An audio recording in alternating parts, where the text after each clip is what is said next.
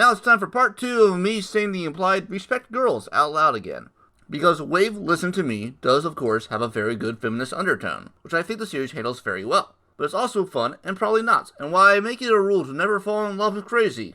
I very much love Wave Listen to Me. And it will be taking its place among both reading and art among the current contenders for the top 5 of the year. But why do I think it's so good? Because on paper, a series about radio shouldn't be too exciting. That's something the show I think is very aware of, and thus its opening episode where we see the main character wrestle a bear makes quite an effective hook. Thus when it's revealed that this is all a radio show, thus sticks as you want to learn how she found herself in such a situation. All this is the result of her having a drunken conversation with the director of a radio station, who finds her drunk rambling and voice to be a perfect opportunity for a radio piece, and when it gets played on the radio, the impulsive Minare rushes to the radio station and gives a live performance, thus solidifying the director's opinion of wanting to hire her for a radio show, thus leading the Minare taking the 3:30 a.m. slot for the titular show, leading her to a series of wacky situations as she looks for stories to develop into a piece for the show. Wave only slightly progresses on this, as it shows that she is establishing the show, but not progressing on the part of becoming a radio star. So obviously, one may say, Freshie, this seems like a sample of something more long form, something that you've railed other series on. So why did you enjoy Wave over something like Asteroid in Love or Tamiyomi?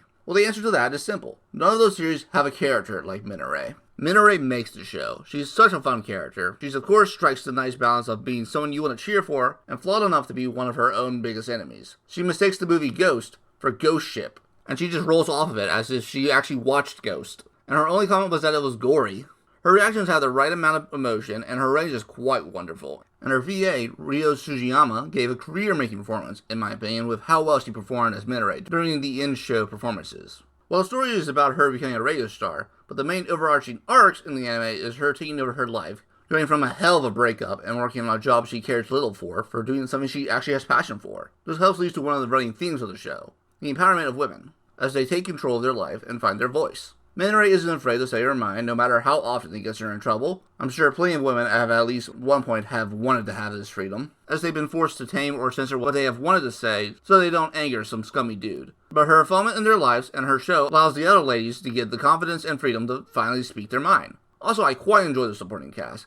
Kanosuga and Mitsuho both offer the straight man to Minare's wackiness. Truda and McKay's side story that deal with her brother is also quite good. And the tease of the season 1 finale offers some interesting stuff if the series gets renewed, which I hope it does. Also, as an electronic media and broadcasting major, I can appreciate some of the radio talk, especially the Foley work to get the sound effects. I additionally like the visuals with its heavier emphasis on shading and shadows. Plus, its sound design is pretty good and has a very solid OP, which I'm a big fan of. And I'm a big fan of its ending, as it again puts emphasis on the empowerment message of the series. So while it's a family of something, and we are left to hope that it gets renewed, but I like his messages and his characters, and I simply would like some more. Thus, it should be no surprise that I would recommend the series for pretty much anyone. Plus, it's only 12 episodes, so you don't have to put too much time in. And you can't even do that, at least watch episode 9, because it's so good. And anyone who's ever had a bad breakup will love this episode. So again, watch the series and expect to hear me praise it some more. When it comes time to wrap up the year and rank all the series of 2020.